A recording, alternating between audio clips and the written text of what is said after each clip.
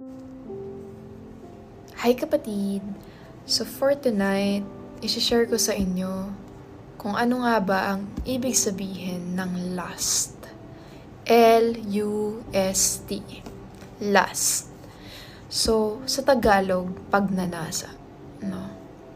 Hindi magandang pagnanasa. Sinful na pagnanasa. No? So, lust is any strong desire, and it's a sinful lust is a desire for something that God has forbidden. Kagaya nga nung nangyari sa Garden of Eden kay Adan tsaka kay Eva, na natempt si Eva ni Satan. No? Pinagbabawal ni Lord yun na kainin yung puno, 'di ba? Kainin yung puno, kainin yung prutas, 'di ba? Yung fruit, no?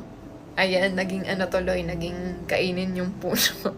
Basta sinasabi ni Lord doon, hindi or bawal kainin ang prutas na 'yon, no?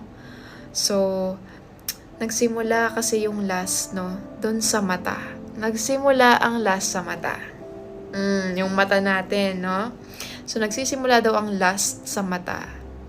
The temptation nagsi-start in the eyes. A temptation starts in the eyes. Why? Because Eve saw that the fruit was desirable. Desirable, 'di ba?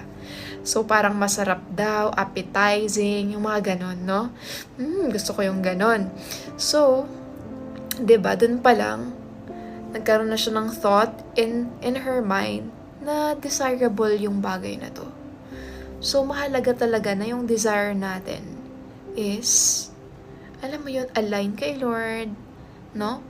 So, sinabi nga ni Lord na bawal mong gawin, pero ginawa pa rin, no? Ginawa pa rin. Ang nangyari, yung sin, 'di ba? So, ibig sabihin, kapatid, na kung ano yung iniisip mo, pwede mo siyang magawa, 'di ba? So, napakahalaga na i-guard natin kung ano yung pumapasok sa isip natin or nagdedwell sa isip natin or kung saan tayo nagdedwell. Kasi, hindi natin pwede na hayaan lang yung lustful thoughts na magstay sa ulo natin. Kasi once na nagstay yan, yung desire natin or pagnanasa natin sa bagay na yan, 'di ba? Yung sex, mas lalo yang lumalakas, kapatid.